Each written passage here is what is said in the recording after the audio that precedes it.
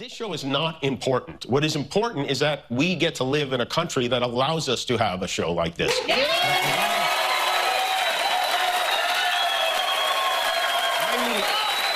I've had the opportunity to meet and spend time with comedians and talk show hosts from countries like Russia, countries in the Middle East, who tell me they would get thrown in prison for making fun of those in power, and worse than being thrown in prison. They know how lucky we are here. Our freedom to speak is what they admire most about this country. So I just played you some excerpts from Jimmy Kimmel's return monologue, which actually aired last night at the time that I'm recording this video. And of course, as basically everybody would have assumed, he decided to make 80% of this monologue not about how he lied about the circumstances of Charlie Kirk's assassination, but instead he decided to frame it as him fighting against the Trump administration, fighting against the FCC, and specifically utilizing FCC Chair Carr's comments against him and against ABC as his justification for being able to fight back against them and stand up for free speech. Jimmy Kimmel, the guy who supported absolutely every cancellation ever, who has supported the Biden regime's crackdown on misinformation,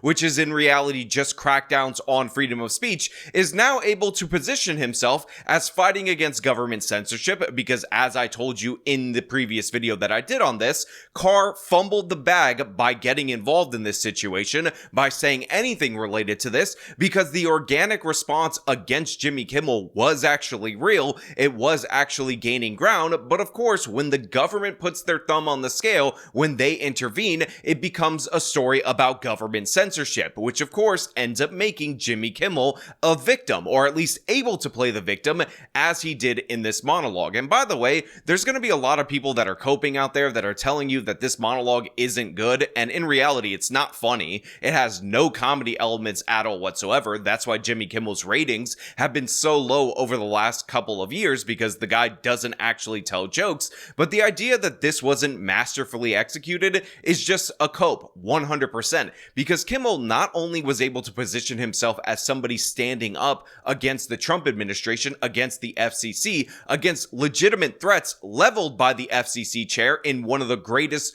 own goal situations I've seen in years, but he also capped off his monologue by praising Erica Kirk, who has been attacked repeatedly by the left-wing media ever since her husband's assassination, but he praised her specifically for that powerful moment at the Charlie Kirk Memorial where she decided to forgive her husband's killer. A moment over the weekend, a very beautiful moment. I don't know if you saw this. On Sunday, Erica Kirk forgave the man who shot her husband. She forgave him. That is an example we should follow. Yeah. If you believe in the teachings of Jesus, as I do, there it was. That's it. A selfless act of grace, forgiveness from a grieving widow.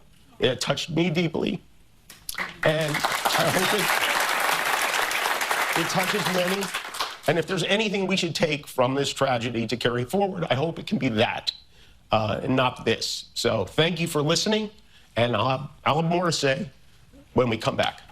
Now, again, another cope that I've heard from a lot of people is, okay, well, Kimmel came back. Maybe his monologue actually hit all the points that he wanted to hit. Maybe we inadvertently allowed him to play the victim in a situation where he and his writing team were trying to smear Trump supporters, the people who are most likely to be mourning the loss of Charlie Kirk, as responsible for his assassination. But at least Sinclair and Nexstar actually pulled him from their local affiliate stations. So it's not like a lot of people ended up seeing this monologue, and it turns out the exact opposite is true once again. Again, we have polling from the news media that basically shows us that over 20 times as many people, and I estimated, by the way, when I was predicting this outcome, it would be 10x, but it's over 20 times the amount of people saw this monologue versus Jimmy Kimmel's average. Huge, absolutely huge. What are we talking about here? Well, let's take a look at YouTube views, Jimmy Kimmel Live video views. The 6-month median, the median video only gets 240,000.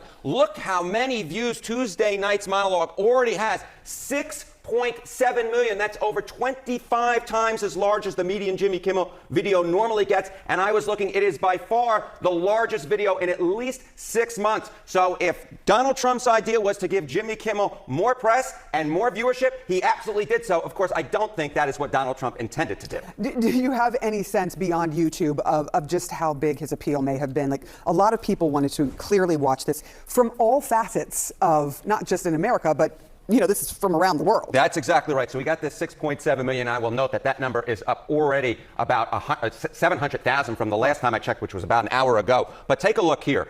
Record high Google searches last night for what time is Jimmy Kimmel on? You wouldn't have to check what time Jimmy Kimmel was on if you were a regular viewer. The reason that people were checking what time Jimmy Kimmel was on, because he was potentially pulling in a lot of viewers who normally didn't watch. And get this, it was up over 10,000%. So let's recap how this ended up playing out. You had Jimmy Kimmel completely vulnerable, a guy that's absolute scum that cheers on the cancellation of a bunch of different other people, cheered on the Biden administration's crackdowns on misinformation, which of course are acts of censorship. He had incredibly low ratings on his show. Remember, 240K for a show that cost that much to produce in a dying industry, the television industry, with a dying business model, which is these late night show business models.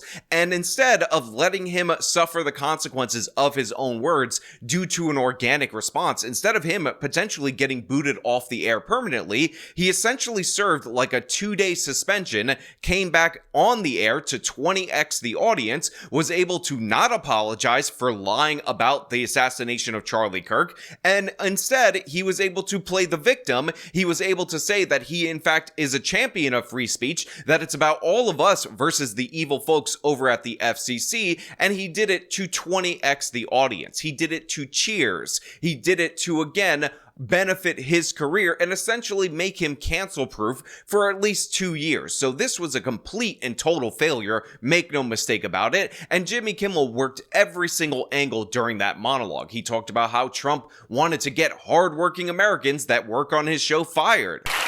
And I think unjustly, this puts them at risk. The President of the United States made it very clear he wants to see me and the hundreds of people who work here fired from our jobs. Our leader celebrates Americans losing their livelihoods because he can't take a joke. He was somehow able to squeeze Colbert out of CBS. Then he turned his sights on me, and now he's openly rooting for NBC to fire Jimmy Fallon and Seth Meyers and the hundreds of Americans who work for their shows who don't make millions of dollars. And I hope that if that happens, or if there's even any hint of that happening, you will be 10 times as loud as you were this week. And again, it's all because Carr had to open his big stupid mouth on the Benny Johnson podcast, threaten an investigation, try to sound like a mafioso where he's like, you can do this the easy way or the hard way. And he said, oh, ABC or the local affiliates can either do something about changing content related to Jimmy Kimmel, or maybe the FCC is going to open investigations. And what people don't understand is that the broadcasters, and you've gotten this right, are entirely different than people that use other forms of communication. They have a license granted by us at the FCC, and that comes with it an obligation to operate in the public interest. And we can get into some ways that we've been trying to reinvigorate the public interest and some changes that we've seen. But frankly, when you see stuff like this, I mean, look, we can do this the easy way or the hard way. These companies can find ways to change conduct, to take action, frankly, on Kimmel, or, there's going to be additional work for the FCC ahead. What would you like to see done at ABC? Well, look, I think what you said there strikes me as a very reasonable, minimal step that can be taken. I mean, obviously, look, there's calls for Kimmel to be fired. I think, you could certainly see a path forward for suspension over this. And again, the FCC is going to have remedies that we could look at. And at the FCC, we need to reinvigorate this. So again, there's actions that we can take on licensed broadcasters. And frankly, I think that it's really sort of past time that a lot of these licensed broadcasters themselves push back on Comcast and Disney and say, listen, we are going to preempt. We are not going to run Kimmel anymore until you straighten this out, because we licensed broadcaster, are running the possibility of fines or license revocations from the FCC if we continue to run content that ends up being a pattern of news distortion. So I think, again, Disney needs to see some change here, but the individual licensed stations that are taking their content, it's time for them to step up and say, this, garbage, to the extent that that's what comes down the pipe in the future, isn't something that we think serves the needs of our local communities. But this sort of status quo is obviously not acceptable where we are. That we are in this situation where Jimmy Kimmel, who should be groveling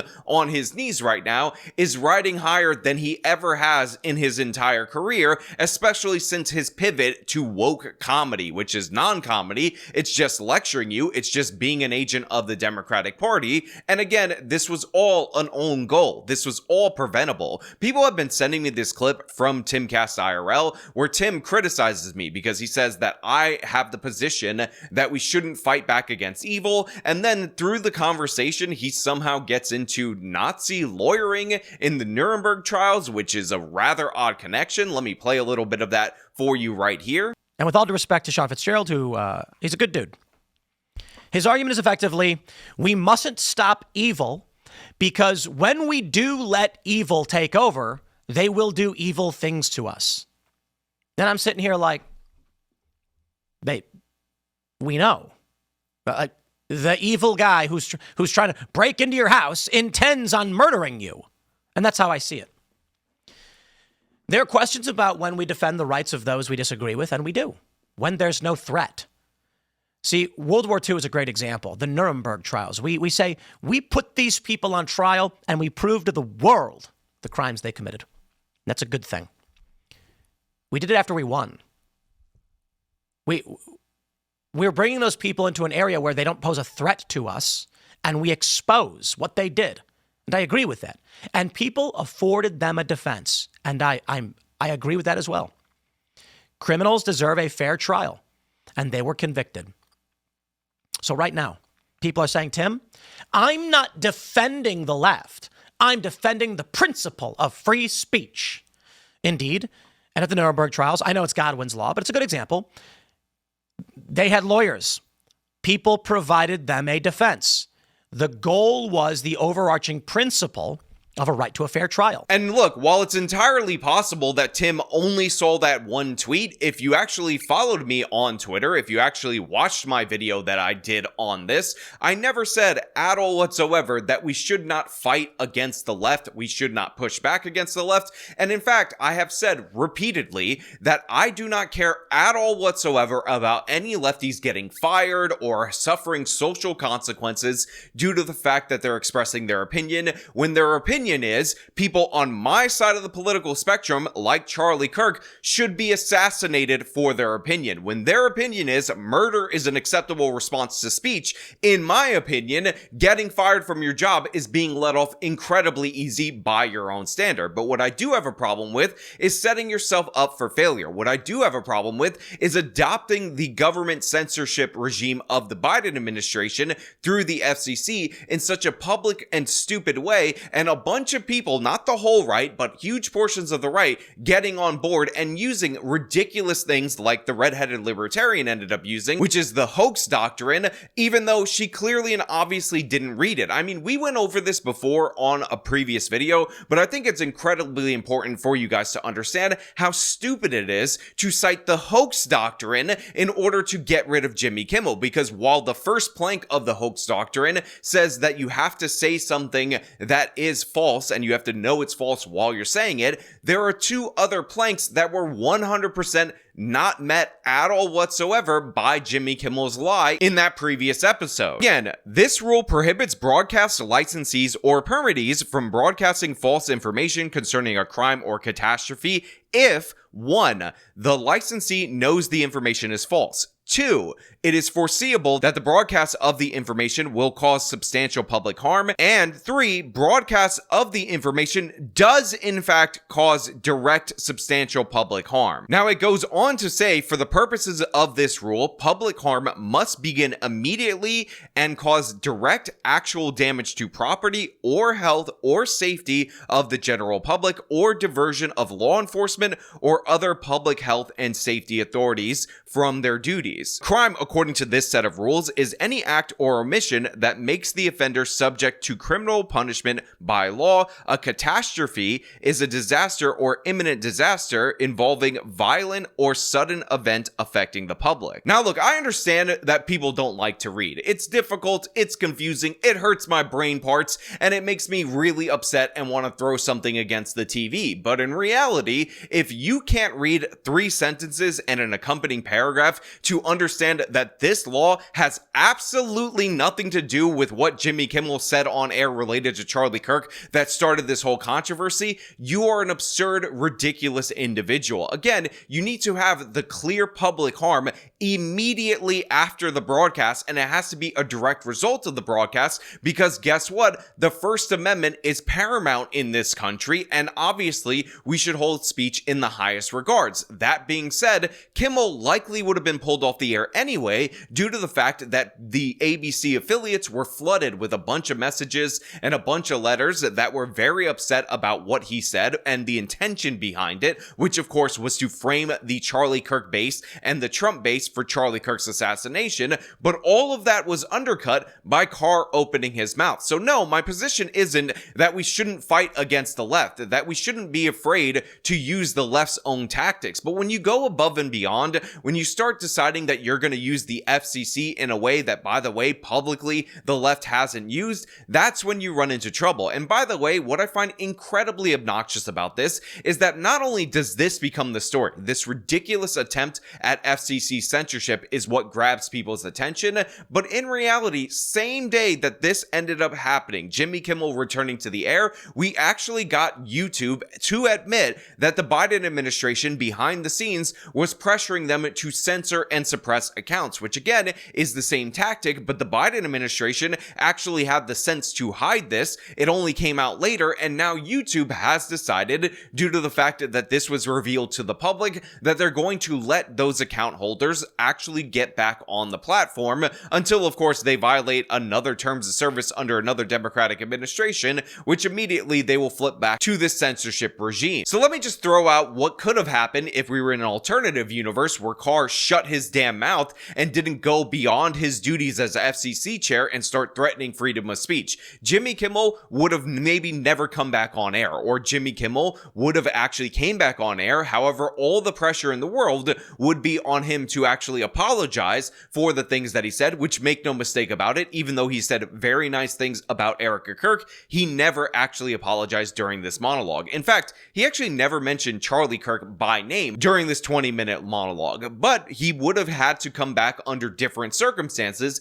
not had a way to call out the FCC and the government for cracking down on him, and a much larger portion of this monologue would have been Jimmy Kimmel not playing the victim. At the same time that the left was complaining about cancel culture that people like Jimmy Kimmel have championed over and over and over again for damn near a decade, if not longer, we would have got news that broke that the Biden administration was actually abusing government power in order to censor people on social media. So again, we would have had both narratives at the same time to use against the left, which is, one, it's your own standards, your own cancel culture standards being thrown right back in your face. How does it taste? And two, on top of that, we would have had legitimate government censorship that would not be obscured by the FCC's actions that we could point to from the Biden administration. But instead, that YouTube story got basically buried. Almost nobody's talking about it. And even when it is brought up in a counter argument against the left wing,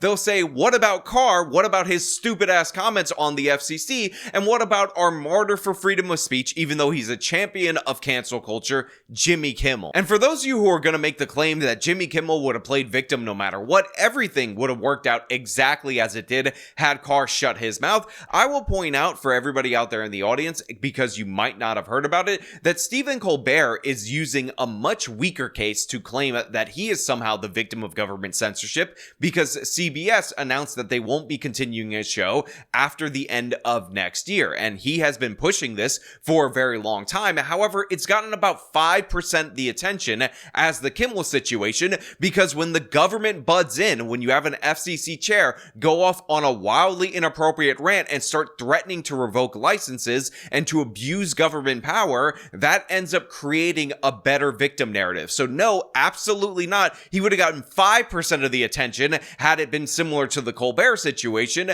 However, Carr decided to fumble the bag, kick the ball into the own goal, and then celebrate like he just won the World Cup. Now look, on this channel, I'm here to entertain you a little bit, but I'm more importantly here to tell you what I think and what I think is important for you to know. And it is very important for you guys to understand that this was an easy victory. This was a layup, a slam dunk, if you will, and it ended up turning into an own goal. And there's all these different various people that are trying to cope with the fact that they were on the wrong side of this. They didn't see this coming, and it's absolutely embarrassing. Again, Jimmy Kimmel spoke to 20x the viewership after his cancellation, and he didn't even apologize. Now, there were reports that he was going to double down, but imagine if he were able to double down the next day that he came on without this overhanging FCC threat, and the response to that. Imagine how much more pressure would have been put on ABC. Imagine how much more pressure would have been put on his advertisers. I mean, all of these different local affiliates that held on to the fact that they're not going to let him back on their airwaves,